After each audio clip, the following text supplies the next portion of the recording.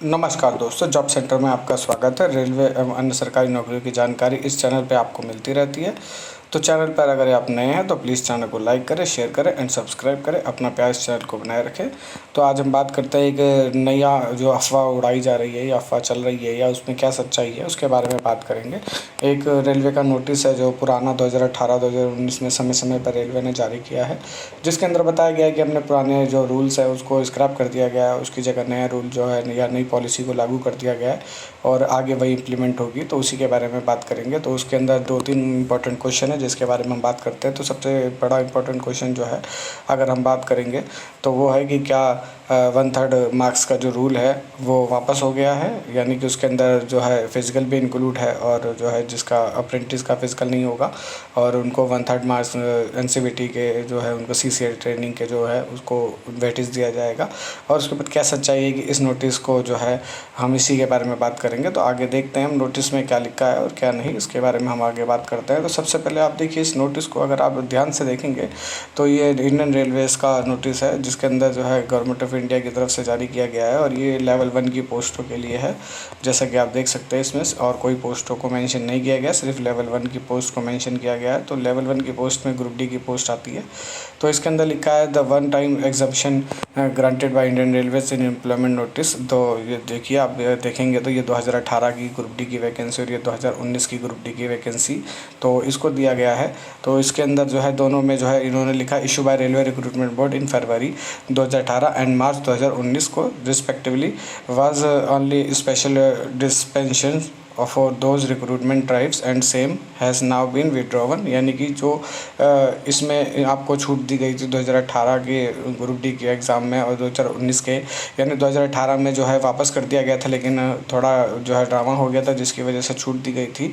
और 2019 में तो बहुत ही ज़्यादा ड्रामा हो गया था, जिसकी वजह से 2019 में वन टाइम एक्सेप्शन दिया गया था कि इस बार आपको ग्रुप डी की वैकेंसी में जो है 10th अलाउ कर दिया जाता है, लेकिन उसके बाद जो है कि आपको छूट नहीं दी जाएगी। जैसा कि आप जानते हैं कि 2019 की वैकेंसी में जब आईटीआई को कंपलसरी कर दिया गया था, तो आईटीआई को जब कंपलसरी किया गया था तो मात्र 50 लाख जो है फॉर्म भरे गए थे और मात्र 50 लाख फॉर्म वो आईटीआई होल्डर के थे। तो आप समझ सकते हैं कि उसमें कितने जो है कैंडिडेट को जो है बच गए थे। यानी 50 लाख जो है, अगर 1 लाख वैकेंसी पे होता तो आप सोच सकते हैं कि कितने बच्चों का सिलेक्शन हो जाता और वो सारे के सारे जो है अप्रेंटिस या आईटीआई होल्डर होते। तो उसमें यही बताया गया है कि जो है आप ये 2018 का जो भी एक्सम्पशन है वो उसको छूट दे दी गई है, ख़त्म कर दिया गया है, यानी कि जो भी है उसको विड्रॉ कर लिया गया है। और उसके बाद जो भी नया आएगा the minimum education qualification for all future recruitment to be notify after 15/6/2019, यानी 15/6/2019 को यही नोटिस जारी किया गया था कि जो है जिसके अंदर टेक्निकल डिपार्टमेंट्स जो भी है, सिविल इंजीनियर है, mechanical, electrical, signal, telecom department इसमें, और कैटरिंग जो है विंग जो है आईआरसीटीसी या कोई अन्य चीज़ है जो भी रेलवे की, उसके अंदर 10th पास प्लस नेशनल अप्रेंटिस यानी एनएससी, या फिर आपके पास 10th पास और उस रेलिवेंट ट्रेड में, या फिर ट्रेड में भी ना हो आपकी मैकेनिकल या फिर किसी भी इलेक्ट्रिकल या किसी में भी आईटीआई होनी चाहिए। तो वो कंपलसरी कर दिया गया। यानी कुल मिला के अगर हम बात करते हैं तो आईटीआई या फिर आईटीआई और एनएससी, ये जाहिर सी बात है आपका 10th के बाद ही होता है। तो 10th तो एसेंशियल क्वालिफिकेशन है और ये एक्स्ट्रा क्वालिफिकेशन है कि अगर आपको 10th के साथ या तो आईटीआई है या एनएससी है तो आप जो है आराम से ईजिली इस एप्लीकेशन फॉर्म को भर सकते हैं। ऑल एस्पिरिंग कैंडिडेट में please note the above and prepare accordingly, यानी कि आपको इसके हिसाब से जो है आपको जो है इसकी तैयारी करनी है और उसके अकॉर्डिंग ही आपको अपनी पढ़ाई करनी है। और जो रेलवे में अप्रेंटिस कर रखी है या आईटीआई कर रखी है कहीं से भी, प्राइवेट या सरकारी, तो वो मान्य है। और उसके अलावा इसमें 1/3 वेटेज का कोई भी नहीं है। विड्रॉवन का मतलब है कि जो भी 2008, 18 और 19 में जो भी पॉलिसी इसके रिगार्डिंग थी, एजुकेशन के रिगार्डिंग, यानी कि इन्होंने साफ यहाँ लिखा हुआ है, आप देख सकते हैं कि जो है 10th प्लस आईटीआई और 10th प्लस एनएससी, तो इसके अंदर जो है इस चीज़ के बारे में विड्रॉ किया गया है, ना कि 1/3 के वेटेज के बारे में कोई भी डिस्कशन किया गया है। तो ये गलत जानकारी ना फैलाई जाए। और जो बच्चे काफ़ी डिस्कस कर रहे हैं, सबसे ज़्यादा तो अप्रेंटिस के बच्चों में जो है 2 फाड़ हो चुका है। 2 फाड़ का मतलब पुराने और ओल्ड, जो ओल्ड हैं पुराने हैं और जो नए हैं न्यू हैं, तो इनके बीच में बहुत ही ज़्यादा गैप हो चुका है। गैप होना बनता भी है क्योंकि सरकार ने ऐसी पॉलिसी बना दी है कि जिसके अंदर बेरोज़गारों की एक फ़ौज तैयार हो गई है। अभी भी 3 से 4 लाख अप्रेंटिस तैयार हैं कर करके। अब वो पुराने और नए में उलझते रहें, उनसे कोई फ़र्क नहीं पड़ता है, कहने का मतलब आपको 20% सीट में फ़ाइट करना है। अब आप पुराने हो नए हो उससे सरकार को कोई मतलब नहीं है। अगर आप मार्क्स ले आते हैं तो ठीक है, नहीं लाते हो तो भी ठीक है, आपका हो जाएगा अगर लाते हैं तो, और नहीं लाते हैं तो नहीं होगा। ये सब कॉमन सी बात है। रही बात जीएम पावर की, ये सबसे इम्पॉर्टेंट मुद्दा है जिसके अंदर सबका भला है, चाहे वो न्यू है चाहे वो ओल्ड है।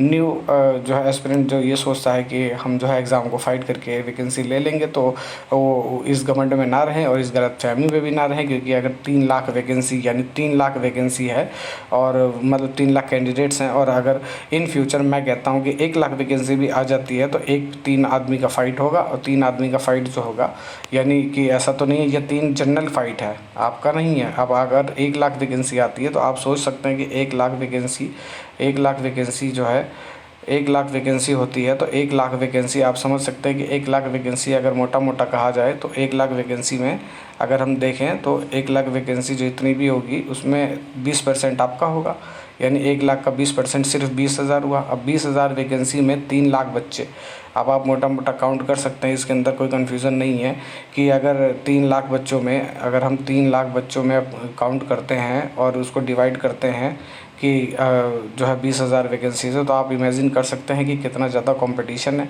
अब इतना ज़्यादा कंपटीशन अगर होगा तो सारे अप्रेंटिस की तो नौकरी नहीं लगेगी, तो आप समझ सकते हैं कि ये कितना डिफ़िकल्ट है।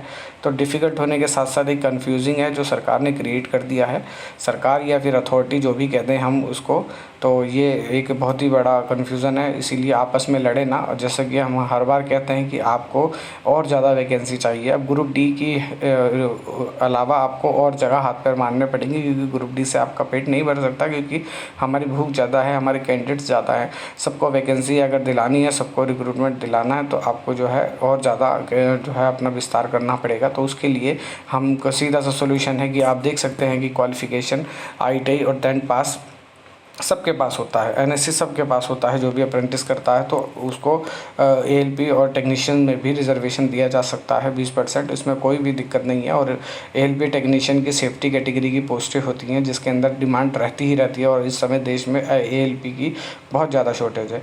तो आप समझ सकते हैं कि शॉर्टेज के हिसाब से ALP की वैकेंसी कन्फर्म आनी है, ग्रुप डी की कन्फर्म आनी है, और टेक्नीशियन की कन्फर्म आनी है।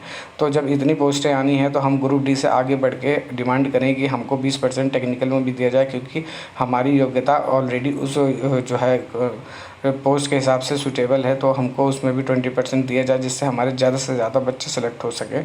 और ज़्यादा से ज़्यादा बच्चे सेलेक्ट होंगे तभी होगा, आपस में लड़ने से कुछ नहीं होगा। आपस में तुम नए तुम पुराने लड़ने से कोई फ़ायदा नहीं है, क्योंकि 20% पॉलिसी में सबको आना है। पुराना सोच रहा है कि GM पावर मिल जाए, वो GM पावर एक आदमी का इंडिविजुअल फ़ायदा तो है नहीं, उसमें सबका फ़ायदा है, तो उसमें को तो विरोध करना बनता ही नहीं है। वो कोशिश है एक कि अगर हम कोशिश करते हैं और अगर सक्सेसफुल हो जाता है तो उसके लिए हमारे को भविष्य में बेनिफिट ही बेनिफिट है कि हमारा पूरा बैच ज्वाइन कर जाएगा, चाहे वो वीक बच्चा हो चाहे स्ट्रॉन्ग बच्चा हो। और 20% है उसमें जो होनहार बच्चे हैं वो निकल जाएंगे, जो तैयारी करेंगे वो निकल जाएंगे। तो इसमें लड़ने की कोई आवश्यकता ही नहीं है। GM पावर का विरोध करना तो बेवकूफ़ी है एक तरीके से, लेकिन हाँ उसकी डिमांड करने को गलत कहना कि किसी ने सोचा था कि जो है 20% रिजर्वेशन दिया जाएगा और जो GM पावर को स्क्रैप कर दिया जाएगा, किसी ने नहीं सोचा था। हो गया ना, तो अब सब कुछ हो सकता है। रेलवे बोर्ड कोई लॉ नहीं बना है कि GM पावर को विड्रॉ कर लिया गया है और 20% दे दिया गया है। ये एक सिंपल सा नोटिफिकेशन पे आपको पब्लिश कर दिया गया है और उसी को रेलवे बोर्ड मानता है। यानी कि जो भी रेलवे बोर्ड से नियम कानून बनते हैं वो कोई इम्पॉसिबल नहीं है, वो सारे के सारे पॉसिबल होते हैं। रेल मिनिस्टर जब चाहेगा तब आपको वो दे सकता है, रेलवे बोर्ड जब चाहे तब आपको दे सकता है। कोई भी फैसिलिटी आपकी कम कर सकता है, कोई भी फैसिलिटी आपकी बढ़ा सकता है। तो इसमें इतना बड़ा इशू बनाने की ज़रूरत नहीं है। लड़ाना हमारी काम है, हमारी फ़ाइट करना हमारी नेचर में होना चाहिए। अपना हक लेने के लिए लड़ना पड़ता है, लड़ने के बाद ही आपको हक मिलता है। तो इसमें कोई भी GM पावर का विरोध करने की आवश्यकता नहीं है। GM पावर की विरोध करेंगे तो आपसे जो है सीनियर लड़ेंगे, आप जूनियर हैं, आप 20% में आ जाएंगे। कितने आ जाएंगे? 1 लाख वैकेंसी अगर इन फ्यूचर आती है ग्रुप डी की तो 20,000 मात्र अप्रेंटिस रखे जाएंगे। 3 लाख से ज़्यादा अप्रेंटिस तैयार हैं और तैयार हो रहे हैं। अभी जब तक वैकेंसी आएगी अगस्त के बाद तक, जब तक तो कितने बच्चे और भी प्रिपेयर हो जाएंगे। अभी जो है 2023 का जो बैच है अलग अलग जगहों से अलग अलग RRB से तैयार हो चुका है, उनके मार्कशीट जनरेट हो चुकी है, तो वो भी थोड़े दिन में आपके साथ फाइट में जुट जाएंगे जब तक वैकेंसी आएगी। तो आप कहाँ जी रहे हैं? आपको नए बच्चों को जो है मार्क्स ज़्यादा मिलते हैं, पुराने बच्चों को पेपर दे के आना पड़ता था, उनको कम मिलते हैं। लेकिन ये सवाल नहीं है, अभी लड़ने का सवाल नहीं है कि आपस में आप उसको लड़ें। आप जीएम पावर का विरोध कतई ना करें, अगर वो होता है तो वो सबके लिए है। हाँ, आप 20% में फ़ाइट करें, अच्छी बात है, अगर आप टैलेंटेड हैं तो आप फ़ाइट करिए। लेकिन जो है ओल्ड स्टूडेंट को जीएम पावर के साथ साथ टेक्नीशियन में भी और एएलपी में भी 20% की मांग करनी चाहिए, ताकि ज़्यादा से ज़्यादा बच्चे जो है हमारे यहाँ से सेलेक्ट हो सके और हमारा अप्रेंटिस का जो है छात्र की संख्या कम हो सके। वैसे कम होना तो पॉसिबल है नहीं, क्योंकि हर साल इतनी इतनी वैकेंसी आ जाती हैं। 17-18 अगर जोन है और हज़ार वैकेंसी भी आती है तो 18,000 वैकेंसी हर साल तैयार हो जा रही है, और हर साल 18,000 वैकेंसी आती नहीं है रेलवे की, जैसा कि आप जानते ही हैं। तो बहुत ही ज़्यादा डिफ़िकल्ट समय है, आपको जो है इसमें यही बोल सकते हैं कि जो है अच्छे से तैयारी करिए, आपस में बिल्कुल ना लड़िए और यूनिटी बना के रखिए। तो इस नोटिस का हमने सारांश यही देखा है कि ये नोटिस जो है ओल्ड नोटिस है, जो 2018 और 19 में जो एक्सेप्शन दिया गया था कि जो है आपको जो है 10th अलाउ कर दी जाएगी, जिसमें 10th 12th BA MA जो भी अलाउ कर दिया गया था। लेकिन अब इस समय उसको विड्रॉ कर लिया गया है, और उसमें विड्रॉ करने के बाद आपको इसमें ये बोल दिया गया है कि आपके पास अगर ITI है, आपके पास NSC है, तो ही आप इस पोस्ट के लिए अप्लाई कर सकते हैं। अगर आपके पास ये नहीं है तो आप अप्लाई नहीं कर सकते। और इसमें 1/3 का कहीं भी जिक्र नहीं है, और 1/3 के रूल का कोई जिक्र नहीं है। वो रूल अलग है, ये रूल अलग है। ये एजुकेशन क्वालिफिकेशन से संबंधित है, वो रिजर्वेशन से संबंधित है। मोटा मोटा इस बात को समझिए कि एजुकेशन क्वालिफिकेशन और रिजर्वेशन में अंतर होता है। 20% हॉरिजॉन्टल रिजर्वेशन दिया गया है अप्रेंटिस को, वो अलग मैटर है, और ये अलग मैटर है। इसको क्लियर करना ज़रूरी था, और हमारा चैनल अप्रेंटिस के लिए विशेषकर है, तो ये हमें बताना ज़रूरी था। और आई होप सो आप समझे होंगे। और भी अन्य जानकारियों के लिए आप चैनल पर जुड़े रहें और चैनल को सपोर्ट करें। आपके सपोर्ट से ही चैनल आगे ग्रोथ करेगा, और जो है हम और नई जानकारियाँ आपको लाते रहेंगे। तो बेस्ट ऑफ लक। जो है तैयारी कर रहा है, अच्छे से तैयारी करें, क्योंकि पेपर और वैकेंसी आने में ज़्यादा अब की बार गैप नहीं होगा। अब की बार पेपर और वैकेंसी जल्दी जल्दी होंगे, यानी वैकेंसी निकलेगी, उसके कुछ ही समय बाद पेपर हो जाएंगे। तो कंपटीशन भी इस बार कम है, तो जो है अच्छे से तैयारी करिए। आई होप सो अगस्त के बाद वैकेंसी कभी भी आ जाएगी। Best of luck, thank you.